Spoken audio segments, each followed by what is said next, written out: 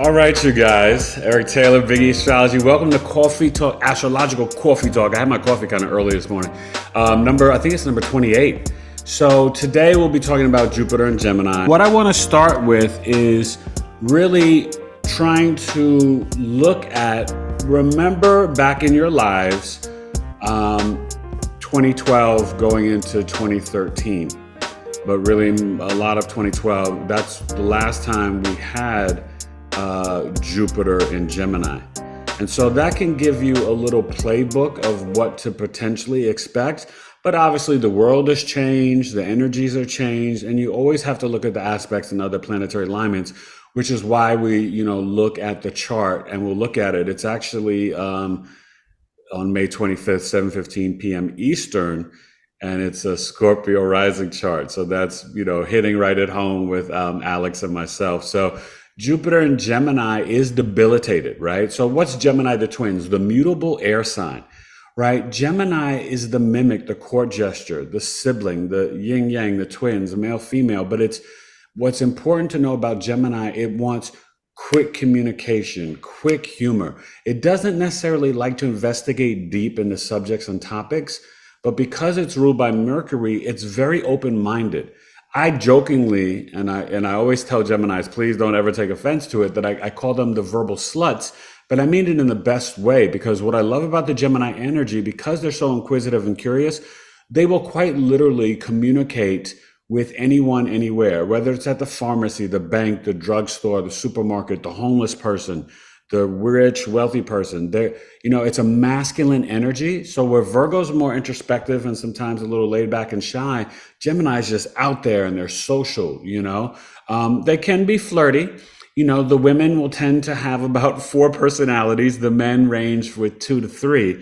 And what I've noticed in my experience with the Gemini energy, it usually takes them sometimes between like 33 and 40 years old to really kind of master all the brilliant juiciness that they are in terms of all these multiple personalities.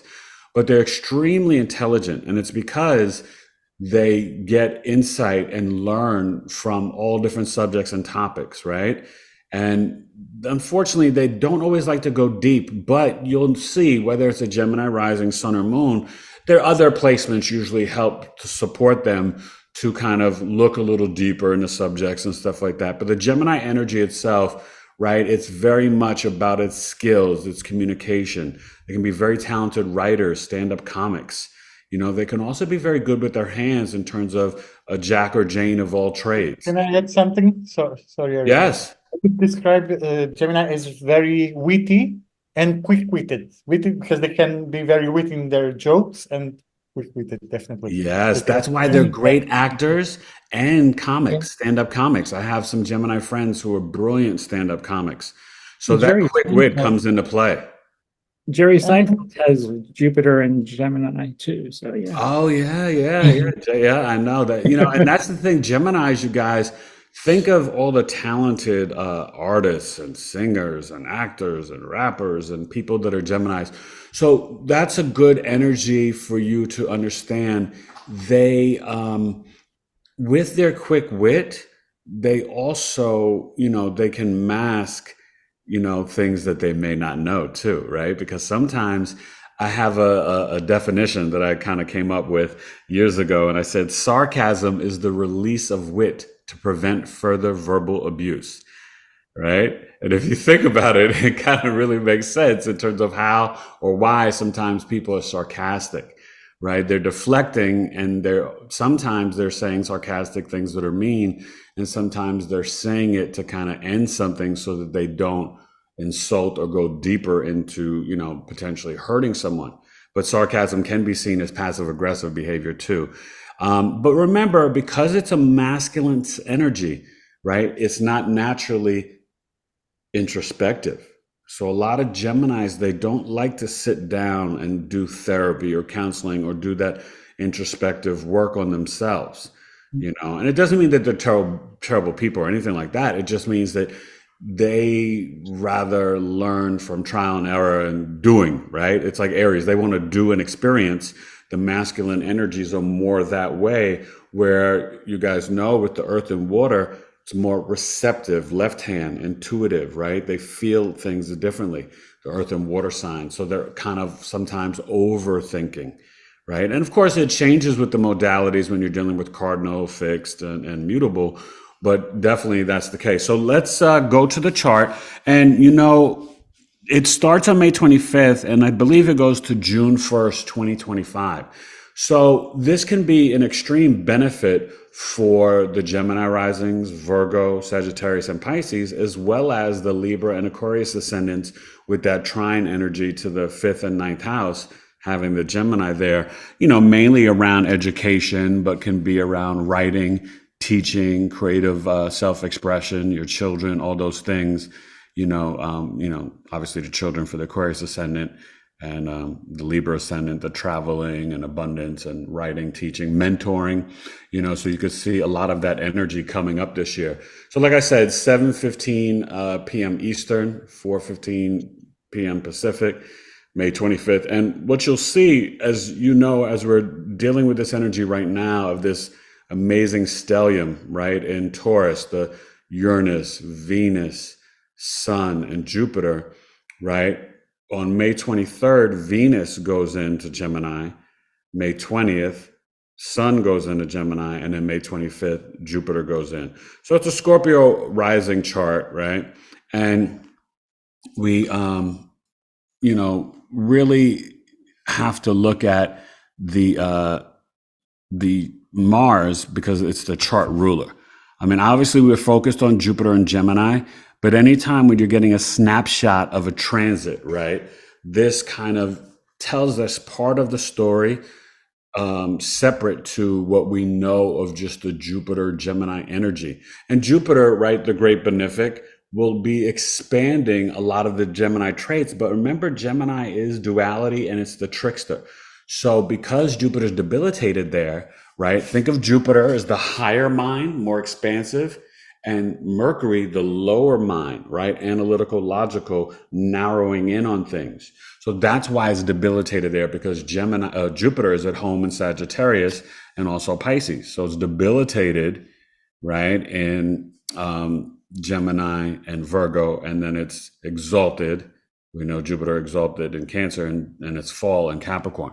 So what you're seeing right here, right, and we'll, get into this in the sense that I want you guys to chime in shortly, but, you're having, and I like that the part of fortune's here. And the fact that this Gemini is in 8th house, and Alex and I will tell you as a Scorpio rising, this is one thing that's interesting, right? You're dealing with in-laws here after the marriage, intimacy, resources, the letter boys, FBI, IRS, CIA, but anything hidden underground.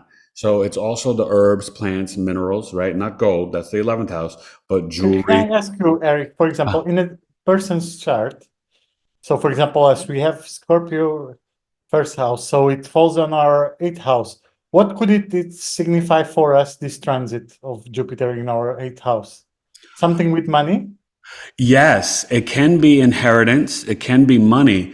But one thing that you're going to see here, when you're having the sun here, the Venus, this is also sometimes unexpected wealth and abundance. And this could be quite literally a time where you are dealing with duality, where you're having two streams of income, two jobs, two things that are sparking off for you, right? Even though it's debilitated, Jupiter, the great benefic, it really does well, in multiple signs, right? Jupiter doesn't just do well in Sag and Pisces and Cancer. Sometimes it does extremely well in its fall in Capricorn, does great in Leo and Aquarius. And sometimes, even you can see in the placement where it's debilitated, like Gemini, it can make the narrowing start to kind of expand just a little bit more. So you may find Gemini energies that are being not just curious and inquisitive, like with the quick brush over, that they may hey, I may read a longer book. I may not just read text and blogs and Instagram articles. I may read a real book or you know what I mean? Or get the ebooks. With this energy in the 8th house, because you have the both benefics and we're in a stellium here, And then the part of fortunes here, it's letting us know that a lot of the fortune and abundance, and this is not just for Scorpio rising, it's the energy. Is it a good time, for example, to start doing consultations as an astrologer? Just say it again, to start what? Doing astrology consultations. Because I've been Yes. learning astrology for so long, and I think, Alex, listen, you don't want to second guess yourself. You are very gifted, and you receive this energy quickly. I know you do a lot of hard work and research, but it's also intuitive for you. And I remember, we talked about that in your reading. So for you, you can definitely get into, because remember, Jupiter is what? The guru, the shaman, the teacher, the preacher, the professor. And the 8th house is the occult knowledge, right? This is the hidden knowledge. So this is a great time for anybody, right? Steve and Sandra, to get into the tarot, the human design, the numerology, the astrology. And you're seeing with both benefics here, not only can you teach it, but you can find pleasure in talking, communicating about it, build relationships through it, because you're dealing with Venus, and it's going to light up your ego, your vitality, right? So this is an energy where, Eric, what house is it transiting for Leo Ascendant? so for Leo Ascendant, right, the Gemini will be in the 11th house. Okay. Okay. So that really also connects you to, quite literally, the astrology, the internet, taking courses, teaching, learning, right? Watching the internet, YouTube videos, right? Sharing it with groups like Come In a Coffee Talk, right? The 11th house crew, groups, organizations, right? Maybe even going to visit an astrology conference if it comes to, your country and stuff like that. They have them all over the world. And my 11th house is Gemini. Yeah. Right? Yeah. For Leo risings, yeah. Oh yeah, okay, yeah, I'm confused. Yeah, sure. No, that's okay. Yeah. And that's a good thing, It can also, deal with obviously, if we have older siblings or stepchildren, but more so, you guys, when you're dealing with it in the 11th house, you're dealing I have Saturn there natally. Right. And so I think it's like kind of that battle, right, of the great benefic and great malefic. But when you see it like that hitting your natal Saturn, it just tells you that these blessings will come through you being disciplined about your reading, writing, communications, right? Right. Saturn just requires longer work, discipline, being structured and organized. And Jupiter's just then it's conjunct my moon, so I don't know what that says. Oh, you have the Gemini moon natally? No, Saturn is conjunct my moon. Saturn in my 11th house is conjunct my moon. That's in the 10th house. Oh, yeah. Yeah. I wouldn't worry about that as much. I forgot you have the Taurus moon, right? What is it? Taurus moon at 29 degrees? Yeah, 24 degrees. Oh, well, no, don't. See, okay, I'll tell you this, you guys, like the outer sign conjunctions, it's not, think about it, right? That's like you saying that you and your neighbor can hear each other through the wall. No, you really can't. I mean, you're not having a real communication, a conversation, right? It's hard enough. Like literally think of it as your own home, right? Let's say if you have something at 3 degrees and something at 24 degrees, you're in the same home, but you're on the other side of the house. What can happen? I hear it with my wife. She'll say something from the kitchen and I'm here working in my office/bedroom and you can misinterpret one another. She'll say, oh, do you want to have a salad? And I'll say, and I don't hear it. And I'm like, what, who's on the ballot? Like, what are you talking about? You know what I mean? Like, so that's why the conjunction is really strongly felt between 0 and 10 degrees. Because even though it's in the same house, if you're dealing with 3 to 21 degrees, that's an 18-degree orb. You can misinterpret, right? So does that make more sense? So like really, I would advise people like it's different if we're talking about 29 degrees and 0.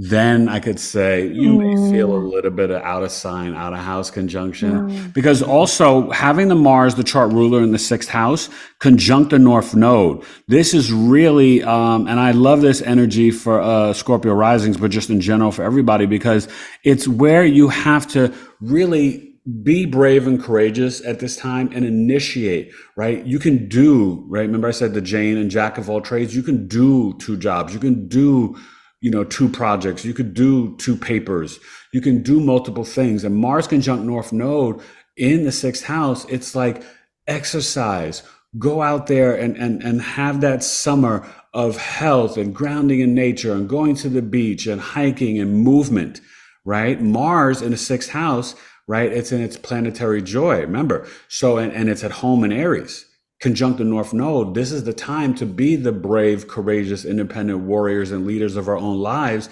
with our work, service, daily routine, right? Don't talk about helping somebody. Like go to a food shelter and like go donate some food or go, fill out some bowls of soup to help some homeless people, right? Like for me, like I'm trying to take a bunch of old sneakers and shoes that like I just couldn't really wear and they're like almost brand new and try to get them to like a men's group or a woman's shelter that has like, like teenage sons, that can fit in like, bigger shoes or whatever, because these are things that we forget about the 6th house being an act of service.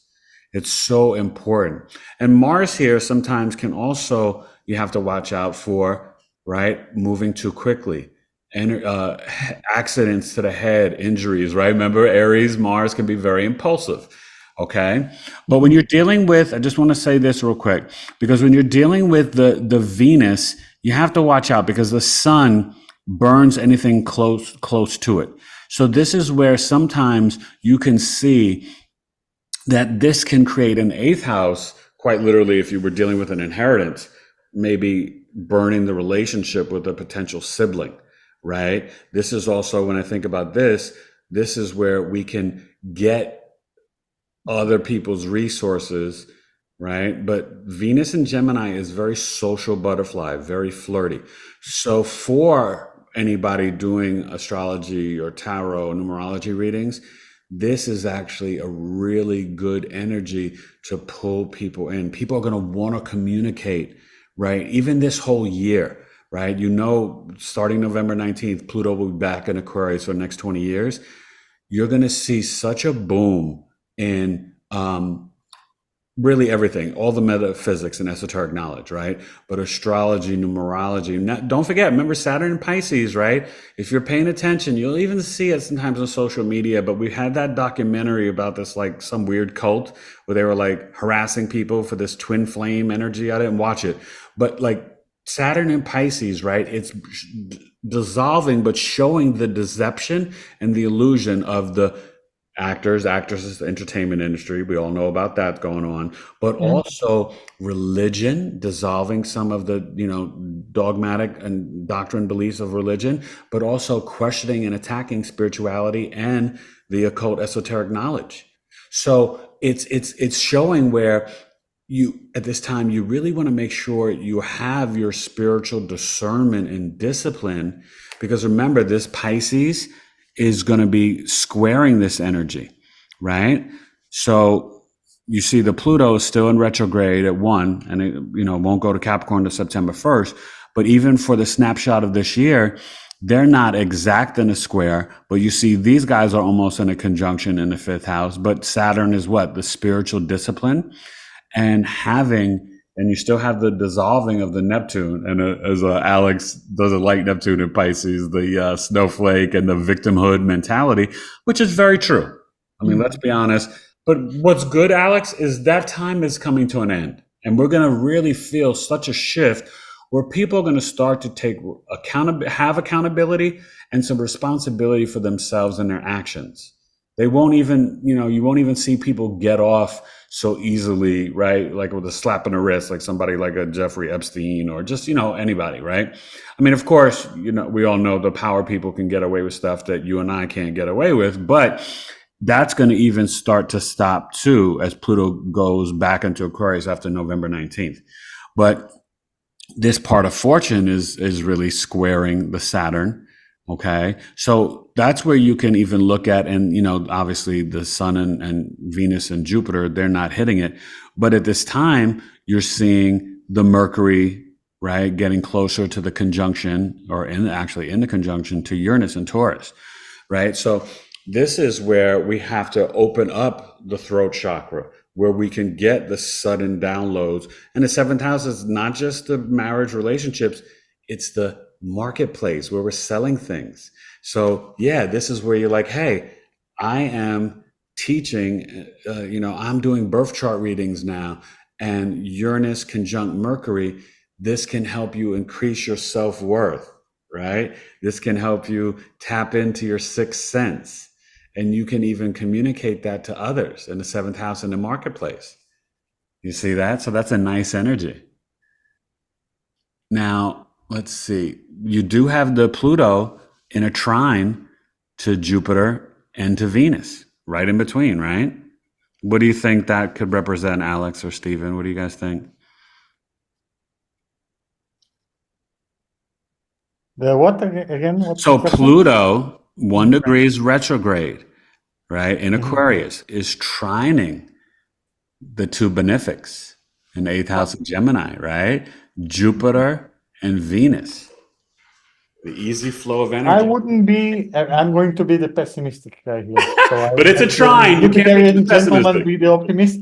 I would say. I've been predicting this at least for months. At least I've been thinking about it. We could see an announcement on CBDC, like a pilot project, either somewhere in Europe. I could see, for example, Japan started CBDC, or, some smaller state. I wouldn't say worldwide, but I would say, okay, Switzerland or Japan or Korea or whatever started a CBDC, and this will be like the dawning of a new era of CBDCs. But I might be wrong. But I think because Venus, money. Jupiter, abundance, Pluto in Aquarius, this death and rebirth. The Because, transformation, yes. Yeah. And I think that, when you think about this summer coming up, a lot of people, right? We just had that, the same guy during the pandemic with GameStop. They call him Warren Kitty or whatever. There was a whole thing this past week. And then you've got BlackRock investing in the crypto. But this is where I tell people, right? Pluto retrograde, it's retrograding. And so we are really to learn, as it goes back into Capricorn, we bring it into physical reality of what we're learning from the just 2 degrees of Pluto Aquarius, right? We've already had ChatGPT, all these different AI apps, right? Opus Clips, the financial stuff, the, Ripple, XRP, the blockchain. So when you have BlackRock and different these big, Vanguards, just State Street, whatever, investing in crypto, you have to watch out for the overinflation to then crash it. So it's like if you're playing in that, you've got to play smart and quickly so that you get out before all your money gets eaten up too, because that's where you can see this manipulation of the illusion of financial freedom through digital currency.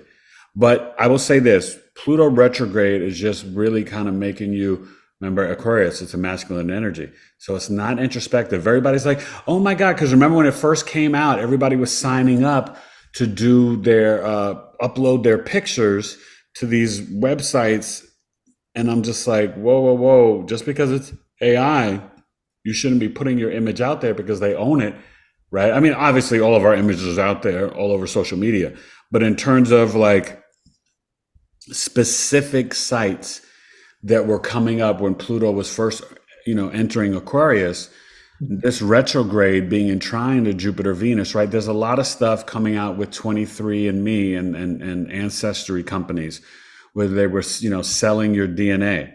Right. So, I mean, we all have to just be mindful because this is going to show us.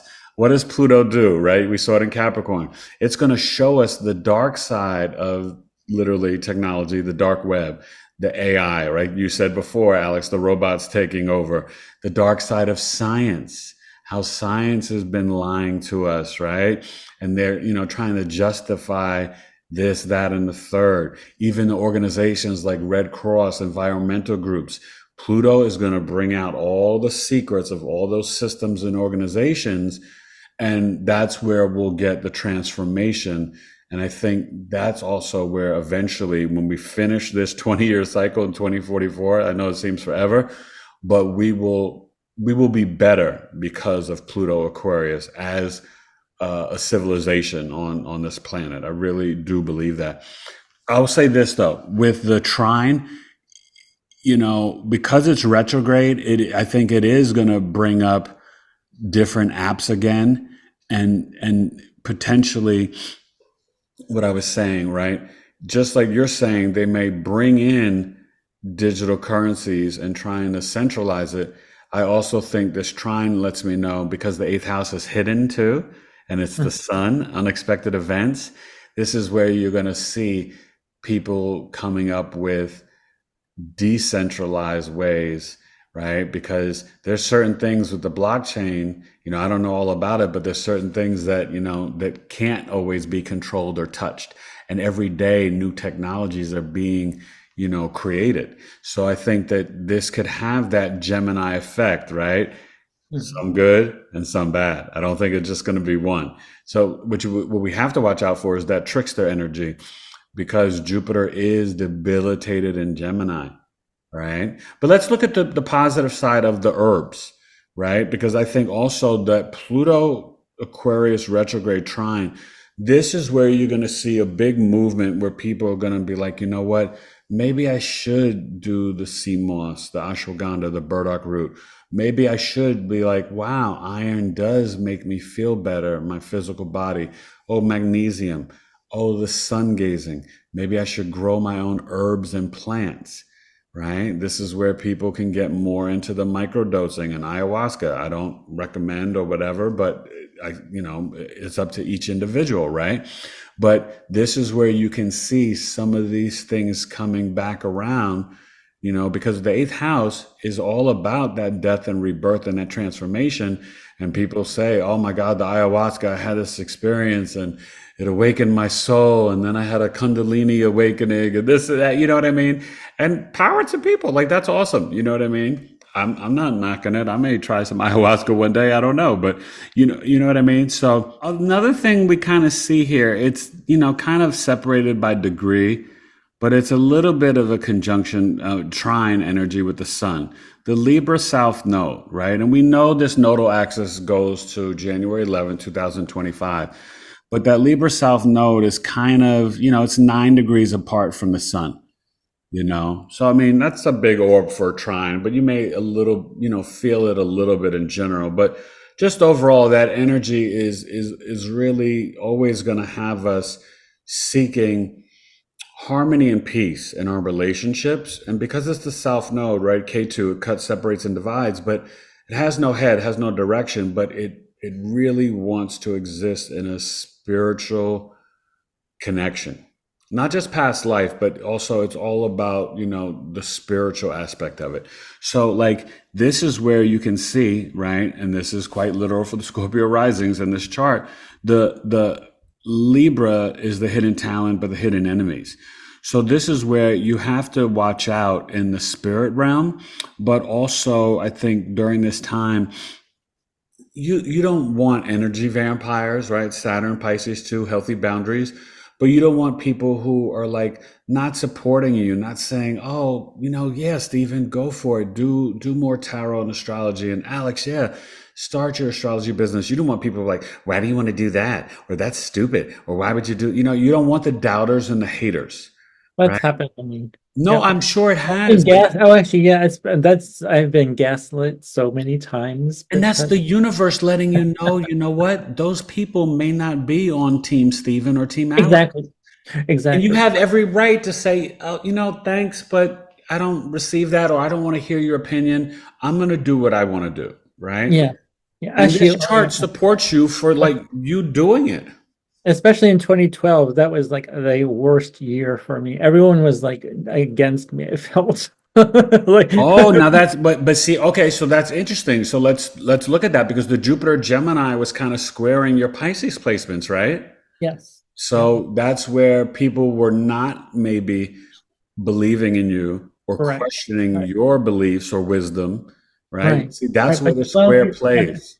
But it's so funny that 12 years before that was 22. In 2001, I was going for my master's degree, and everyone seemed to be on my side. It was just like completely different. Well, that's kind of funny, right? Well, honey, but that's because the your Leo's in your ninth house, right? Yes. So yeah, that's definitely a different perspective. Yeah, actually, yeah. Um, The summer, that summer, I don't know how I was able to go to overseas to study, but to get some credits toward my master's degree in London, but I did it. that's awesome. That's awesome. Now, remember with the mundane chart, when you're looking at the moon, it really is representing us, the citizens, the people. So this moon's in Capricorn.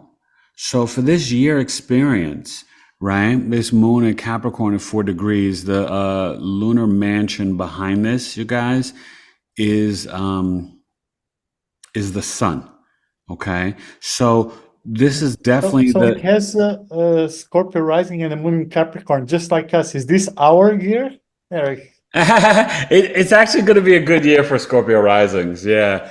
I think that Jupiter in eighth house, especially if you're into the mystery and, the occult knowledge, but also don't forget, this is a time to really focus on your health and the herbs and the plant medicine, right? Because you're having the Mars and North Node, right? So, and remember, right, you guys, the Chiron moon is still there.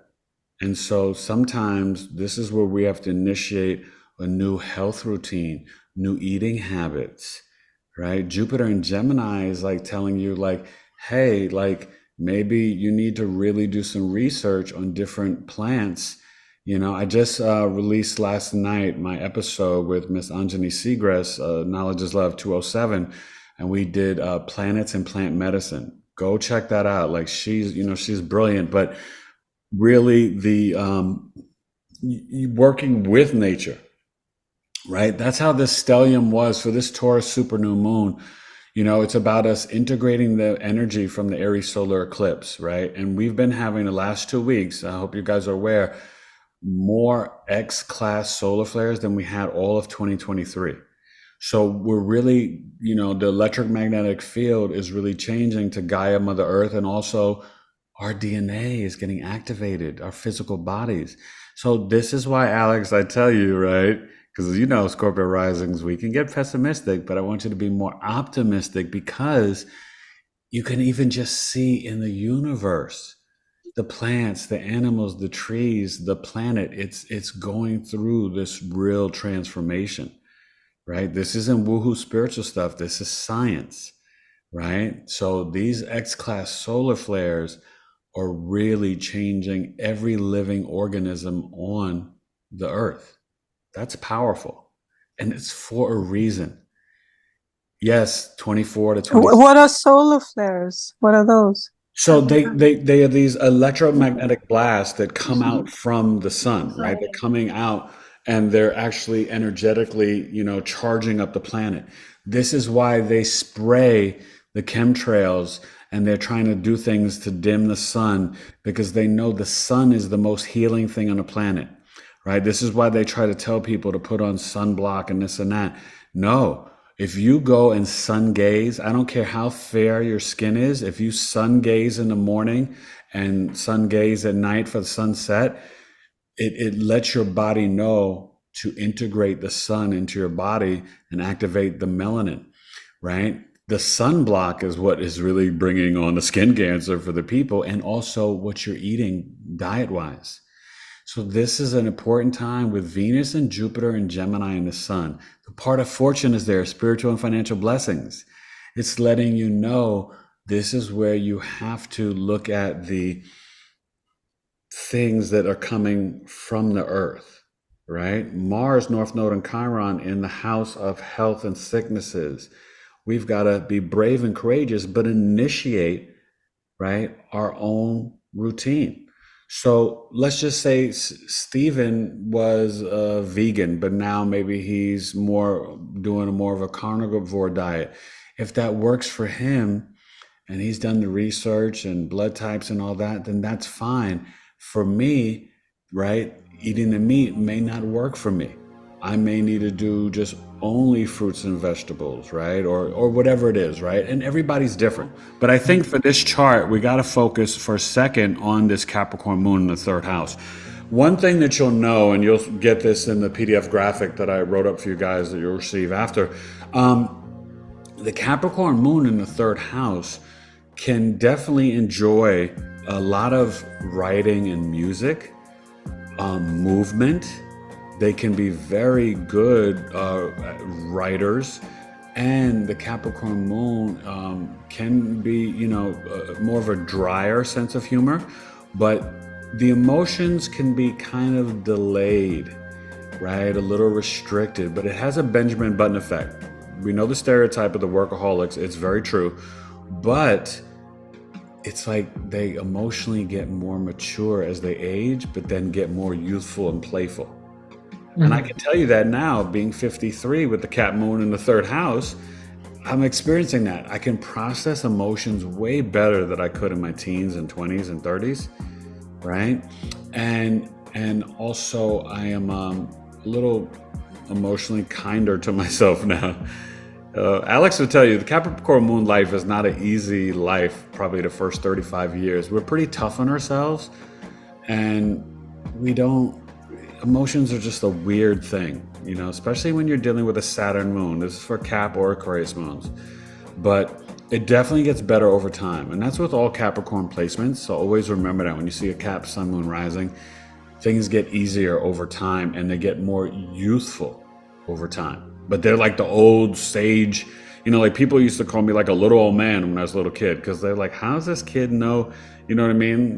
Like that old Weisenheimer, like, oh my God, this little kid knows all this information. For me, it was the sports, right? I knew everything about all the sports, all the stats. And my mom would have these parties and grown adults would like come and talk to me about sports. And they were like, look at this kid. Like, how does he know all that? You know what I mean? And that's that Capricorn Moon. Because the moon, right, is the memory. Interesting. Because you are a bit of a sports nerd. It's me too. I mean, different sports, but that's interesting. Yeah, because you like the football, right? Yeah, so I used to be obsessed and know everything about football and follow everything and all the players. Yeah. That's funny, yeah. And you know what it is? I think with the moon is in its planetary joy in the third house, right? Because think about it, the moon switches signs and houses every 2.5 days, 60 hours, right? As we're speaking now, the moon is in the beginning stages of Libra, so it would be over here in the 12th house in transit. But, moon is the memory, right? This is, that energy that you're coming from a past life. The moon is an indicator. Many astrologists feel that whatever your moon sign is, that was your sun sign in a previous life. And the south node was either your moon or your rising. Okay, so this moon is very powerful, but not just being in the third house. In Capricorn, yes, it is debilitated. But you guys know squares, oppositions, debilitations, planets in their fall, not a death sentence. If anything, it sparks growth in a human's life. Because you can see a chart with Eric, Yes. in Vedic, they say that having the moon in the third house is a very difficult position. So I don't know, that's a bit contrary to what you just said. Oh, in the Vedic, is that what they feel? Really? Well, that's those Yeah. are the, Yeah. Okay, It's supposed so to be those- like one of the hardest positions of the moon. Okay. Well, They You say have because to- it's 12 places away from the fourth house. the Oh, moon, 12 places away from the fourth house, which is the house of Cancer, the house of Yeah. home. Well, I'll tell you this. And I would never knock the Vedic system, but we do in Western Tropical have the planetary joys. And I've tend to seen Mercury's planetary joy is the first house, the messenger. The moon, the third house, Venus, the fifth house, Mars, the sixth, the sun in the ninth. Okay, your father's teaching. But like in tropical, you don't really talk about like how far the moon has gone from its place of home, because like the moon is at home in the fourth house. Right, And then right, in right. Vedic, they Well, say it's gone no, 12 yeah, places no, and I away. look at that because I do look at principles of evolutionary astrology and Vedic. So I am always aware of that, but I'll tell you what I've seen in practice, right? So, and then let me finish, right? Jupiter, planetary joy, 11th house, associated with Aquarius, is right there. And then Saturn, planetary joy in the 12th house. And people are like, Okay. hey, why would Saturn's planetary joy be in the 12th house if you think it associated with Pisces or just whatever? But think about the 12th house, right? You're maybe restricted in isolation. You're in your bedroom alone. You're in a jail, a prison, a hospital, right? So that's the Saturn. But these are also places where organization, structure, and discipline are needed. So that's why the Saturn's in its planetary joy in the 12th house. But I will say this. It makes sense, though, the planetary joy. And this actually goes back to ancient astrology, but Hellenistic. So I would have to disagree with the Vedic on that in terms of the moon not doing well in the third house, because I've just seen it, like for me, I have been a writer my entire life. I've written screenplays, I've written a play, I've written a movie.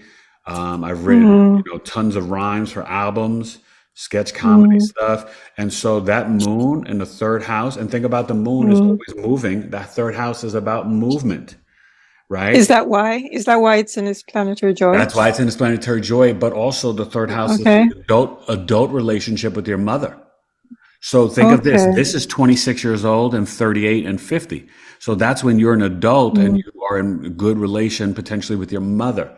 This is your friends, your siblings, quite literally the younger siblings, right? This is your cousins, your neighborhood, local community.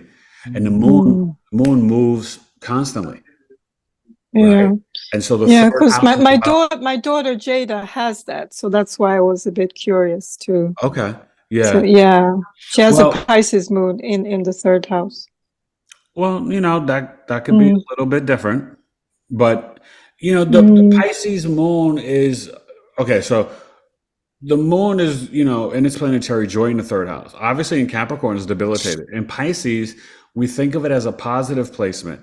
But one thing that happens when you have the Pisces moon, right, and this isn't a knock on you, but it just means that if you have that, your mom was not able to nurture and care for you the way she truly wanted to or desired at the time of your birth. Okay? And Pisces moon sometimes can bring on depression, escapism, right? And so Pisces moon, they're very gifted, intuitive, psychic, and it's absorbing sound and frequency and vibration in the unseen realm. But there can be a lot of challenges with it too. Think of Kanye West, Prince, Michael Jackson, Kendrick Lamar, right? He just famously with all the stuff with Pisces moon, and he released his songs dissing Drake when the moon was in Pisces. Okay, so that's really deep. So you know what I mean. So a lot of different things. So now I want to get. Thanks for explaining. Yeah, no, of course. I want to get back to other aspects with this chart in terms of even something as simple as the midheaven being in the 11th house, right? And this is also speaking to us in Virgo with the Lilith and Juno, right? Really at this time connecting, right? The Juno wants you to know, long-term relationship, commitment, and marriage, right? Jupiter's wife. And obviously we're talking about Jupiter today and Jupiter and Gemini, and then even the Lilith. So there's a lot about the information that we get from our lower intestine, our gut, our root chakra, that this is why the Virgo moon is considered to be one of the most intuitive or psychic moons. It's a moon of service, right? Great nurses, great accountants, and, healing modalities, right? But it's the moon being the memory, but the body, the health, the intuition, the family you create, your emotional mind, your mother, your response mechanism. When this Cap moon is kind of trining the Virgo Juno, and obviously it's not really trining the Taurus Mercury or whatever, but it's in that trine to that Juno. The Lilith is out of it. Now that Lilith is trining Ceres, goddess of harvest. So that's something at this time, what I was talking about. Jupiter, Gemini, getting into the herbs and the plant medicine. right? Iron, magnesium, right? Dr. Sebi would talk about iron being so beneficial when patients would come to him and they had all these different issues. He would tell them to start drinking more iron. And when they would, the first thing we get told, oh, constipation and be careful this and that or whatever. It's like, listen, there's other things that can help with, bowel movements and stuff like that. The iron is really, and since I've been starting to take a little bit of iron, I do feel that energy boost. So like for me, I only recommend things after I try them for a while and I see that it works for me. And I'll still always tell my client or you guys or anybody, just because something works for me, it may not work for you, and that's okay, right? I like grounding in nature and cold showers, toning, meditating. You guys may like hiking or a sound bowl. You may like, going for walks and just being quiet, mindfulness, stillness. You may like yoga, right? Stretching, kickboxing, you know what I mean? But we all, Saturn, Pisces, right? And you see these oppositions. So this Lilith is opposing, during this Jupiter Gemini, is opposing this, right? Well, kind of like in between the Saturn and the Neptune, right? So that's on the what? The health axis. So this is where you can get deception. Here's an example. This is in America, Alex. I don't know if it's been to other countries, but my mother-in-law had mentioned it to me that there was some study, and these studies are paid for by different groups. So you got to watch who's doing studies, right? But it was a study saying that intermittent fasting is not good for your heart health. Now, I had to step back, and I'm logically like saying, number one, that doesn't resonate or make any sense, right? Because, when you eat breakfast, you're just breaking your fast from your sleep at night. Do you know who is Andrew Huberman? Say it again? Andrew Huberman, the Huberman podcast. Oh, Basically, yes, the doctor from Stanford. I watch him a lot, yes. Yeah, exactly. Well, he actually did an episode saying how good intermittent fasting is, and he explains it very well. So yes, it is very good, something. and that's exactly what I'm saying, Alex. Exactly, right? But let's just step away from other humans.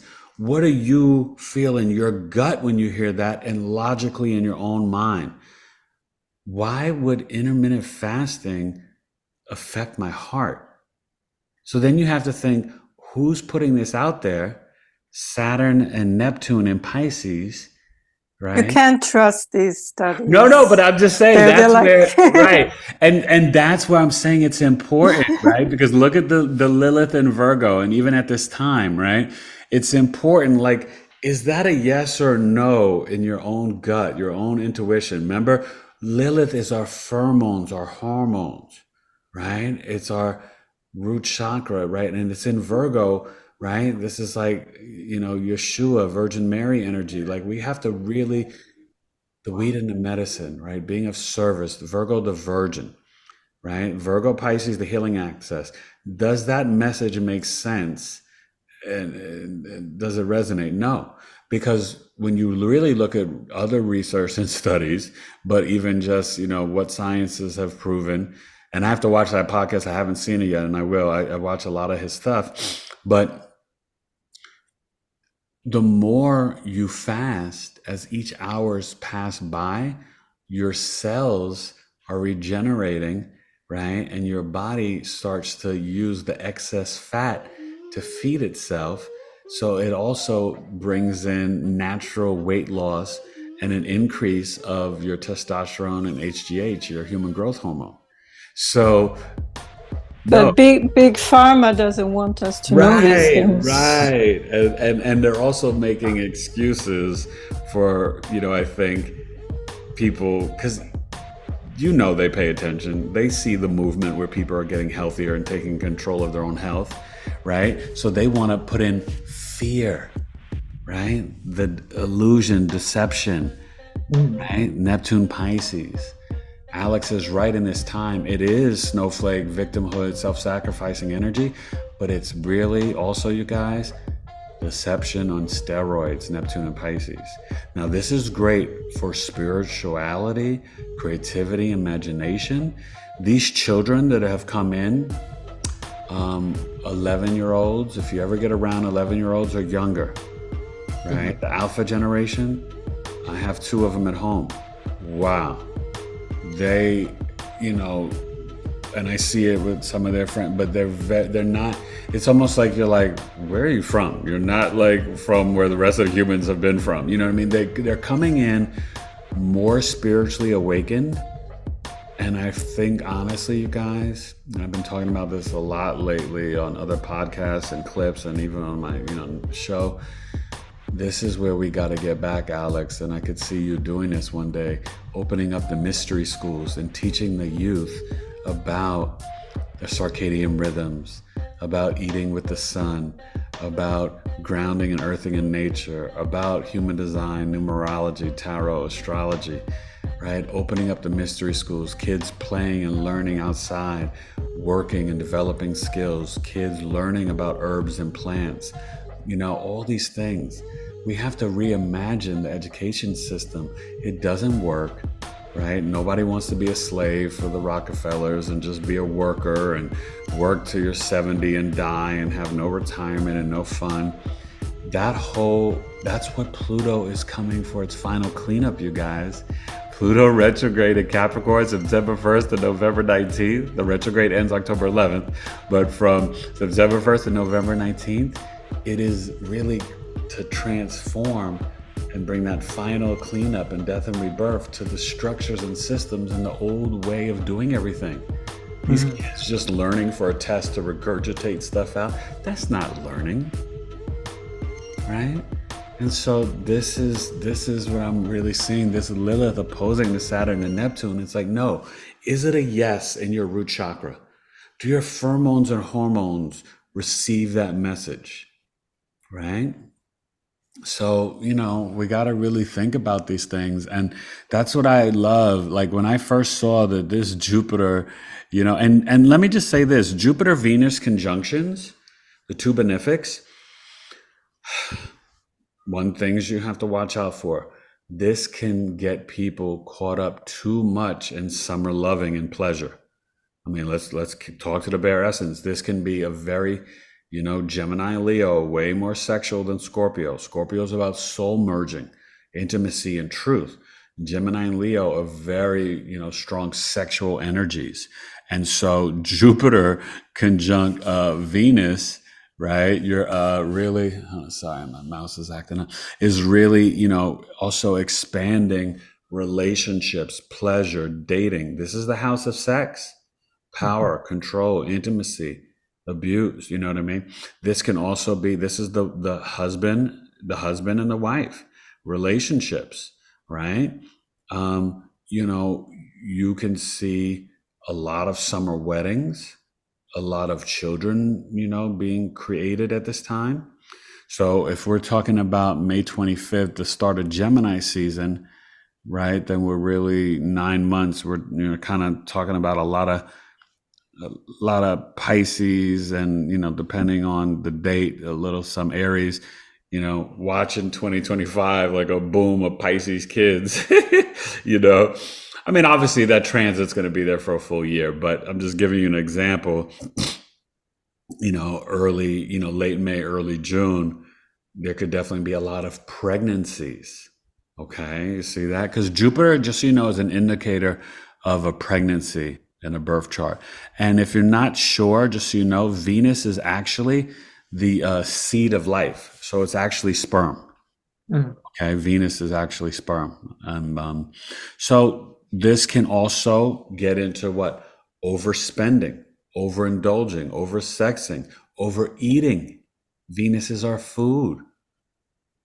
Okay. So there's a lot to, that's why it's so fascinating, Jupiter and Gemini. It is duality. So for, 3 positives, there could be 3 negatives, right? Expanding the communication, it also could expand the jokester, the trickster, right? Playing tricks on people, lying. I mean, I'm not calling Geminis out and saying that they're the number 1 liars in the zodiac, but I'm sure they're probably in the top 3. Okay. So, you can see that as well, because What is the eighth house to you guys? It's secrets, it's hidden things, right? It's your partner's resources too. So this is where you could see, if you're in a relationship or you're married or whatever, your spouse, your partner, whoever, they could also potentially, and especially if this was, let's say, your chart, right? For Alex and I, right? This is Scorpio rising. So this is where you could see your partner getting more wealth this year. Which I hope that's the case, but you know what I mean? So like that could actually, but one thing that I think we forget about with Jupiter, it being the wisdom, beliefs, philosophies, the guru, shaman, teacher, preacher, professor, but it's also management, biology, and finance. It's the husband, even for a same-sex couple, right? Or for a woman. But think about that, biology and finance. Right? You see the finance more with the Sag maybe, and the biology more with the Pisces, but it's biology and finance. So when you're dealing with the eighth house, that does connect you to the herbs, the ayahuasca, the plant medicine, growing. Even if you live in an apartment, right? You can grow hydroponics, right? Right? Growing new ways of growing, right? Venus in Gemini is the socialite. It's the social butterfly. People think they're super flirty, but they're just friendly. They're not always flirting. They're just super, like they will literally talk like, oh my God, da, da, da. Oh, let's go to movies. Let's go shopping. This is going to be a bit, I see this transit as a very communal and a huge time for like your friends groups and being out and socializing. I think you're going to see 24 to 25, where you're going to really see, mainly this year, and it's only a little, the first couple of months of 25, but you're going to see a lot of that. Me and my two friends are doing this. Me and my good buddies doing this. Me and my siblings doing, you know what I mean? Like that, like what we talked about earlier, the hand-to-hand community and connecting with others. No. You're going to say something, Alex? No, nothing. Okay. So, I want to get to Aaliyah's chart. And, I think that overall, you guys, I take this as a positive energy. There's not really, specific negative aspects to it. Even in the opposition, we have the trine to Pluto. That's not an exact square on the Pisces side, or the Virgo side. The Juno, a little square to the sun. The only thing that I would think about that is, just, making sure the relationships are aligned. If people are getting married this year, you know what I mean? That it has to be like a real yes for your pheromones and hormones, that your gut is in this, right? The Lilith, Juno. And even the midheaven. I think people are going to want work that has, quite literally, people are going to want work that has more meaning, right? Not like doing work that is taking away from humanity, but more adding to humanity, right? And even things that are more healthier for themselves. Right? Even at work, a lunch break, or work relationships with friends, right? Because this is the social network that supports your career. But when you have the midheaven here, right, you kind of merge the Virgo Leo energy because the 10th house would just be the workplace, work environment if your midheaven's here. And you got an angel here out in public, right? That's kind of nice. So this is also with the North Node and Mars in the 6th house. This is the year to ask for the raise. The promotion, right? Expand your communication and be like, hey, I've been putting in work and I think I deserve this raise or promotion. So I think overall the Jupiter Gemini transit, we're going to see a more local community boom and connecting to groups in your local community. The podcast boom is going to continue and I think can even create more financial success for people too, using things off of the podcast to create the book, to create the services for clients, all that, right? I think the health, getting into holistic medicine and learning about what's good for your, body and good for your health, you're going to see all of this, and definitely for the esoteric occult knowledge. So Alex and Stephen, like, this is like, go for it. This is the time, right? So I'm really excited about the overall situation with, Jupiter and Gemini. And let's go. Eric, would you be able to say anything, like for my mother who's ascendant Gemini, like She's a anything sun in that I could Gemini? tell? Yeah. Yeah. Oh my gosh. Well, with Jupiter being there, this is going to be really a good time for, I think, vitality. I think she should do a lot of, we talked about this, walking and breathing, Yeah. right? You got to expand the Yeah. lungs. And, because if we don't move it, we lose it, right? So not only the hips and thighs, but with Gemini, I think also, think about it, the legacy, right? As she's in the twilight of her life, passing family recipes, passing on different things to your daughters, right? I think the connection, because sometimes we don't take advantage of our elders.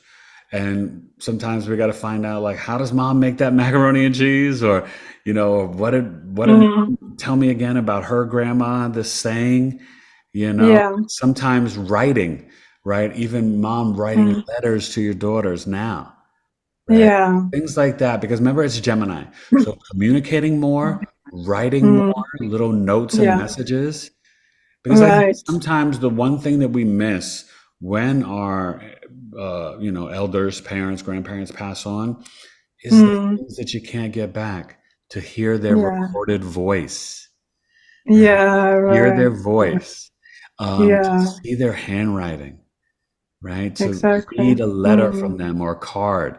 Those are the nostalgic things that I think can be extremely meaningful, and especially from a grandparent to a grandchild. It's powerful. But would it be like beneficial for her health that Jupiter is transiting, or is it like, because you said it's debilitated in Gemini, will it? I think no, because it's going to hit the sun. Jupiter's sun is always like good. You know what I mean? It's like it's a boost, but it's like, but it's a boost in action, right? We can't just sit down and eat, bad food and not be healthy. So we got to move the hips and thighs. But think about expansion of the lungs and the hands and movement. This is stretching. This is yoga. Even if she's got to just stretch in the chair. Remember we talked about that? So think of it like that. But definitely things, because I used to do chair exercises with my mother. She was in a wheelchair. But you can even lift the legs up and down, because Jupiter rules the hips and thighs. So even if she can't walk, or if she stands with a walker and you're next to her and she just walks in place, that's Jupiter Gemini. Because remember, we want to take care of the lungs, because that also connects to heart health, right? And the deep breaths. So I think this is also something, and especially for anybody with this time, it's expand your lungs. Jupiter, Gemini, expand your lungs, expand your communications, expand your writing, your messages. Okay, thanks a lot. Yeah, no, definitely. I think at this time, you guys, during this transit, because Pluto will be back November 19th, and it's, now in between Venus and Jupiter, we're going to see new ways of storing data, right? Separate from the cloud, and then also even our emails and texts. I think that there's going to be a new app, and they may have already released something, and I just kind of remember it, but I don't.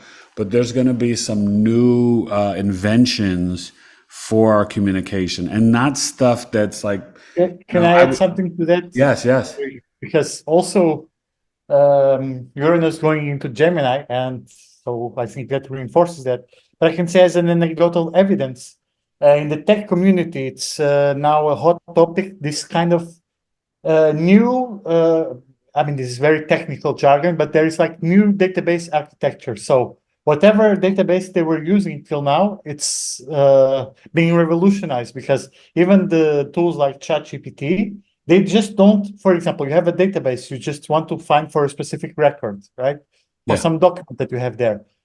For some identifier or by some criteria. Now, this new technology, what it does is just does it by semantic search. So it's like, instead of you are looking for a book by the name of the chapter, you just want, okay, give me this exact text, or something that means this. Where is this meaning conveyed?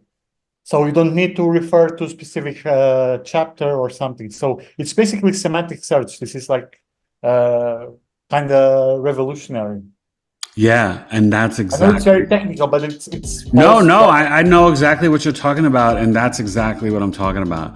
And this is what's going to really be reintroduced, and you'll see a boost of things towards the end of this year, after November 19th, and when Pluto gets back in, okay? And as the time goes on, even next January, February, there's going to be different things, and even things that are helping with doctors and different ways to even study lungs, right? And things like that, because a lot of times, and I just had it with one of my sons, unless you do the CAT scan, you're only guessing with an X-ray and then listening with the scope or whatever to hear what's going on in the lungs. Because my son had fluid in the lungs and had a little slight pneumonia, walking pneumonia they call it, right? When you just have a little bit of fluid in the lungs. But if we didn't get the CAT scan, they wouldn't have known. And then it could have got to a point where it got too much fluid, and then it becomes full-fledged pneumonia, and then you wind up in a hospital. So that's where you're going to see Jupiter Gemini. There's going to be even different things, I think, expanded or created on in terms of studying and seeing the lungs as well. So there's going to be a lot this year of Jupiter Gemini, because the majority of this transit, it's just only going to be 2 months where it's not in there, but the majority of the transit, Pluto will be in Aquarius as well, and the Libra South Node, so January. So it should be an interesting time, and I think it's going to be, mostly positive for Jupiter and Gemini. And because it's debilitated, like I said, the duality of Gemini, some of the lying, the exaggerating, right, the trickster energy, it can be some cheating, things like that. You're always going to have kind of a yin yang, because it's debilitated and it's expanding the archetype and traits of Gemini the twins. But I think you're also going to see people are going to want to share knowledge, and quickly and in little small groups, more than we have in the last few years. And Jupiter Gemini will be the fuel and the impetus of really bringing this up. But let's go.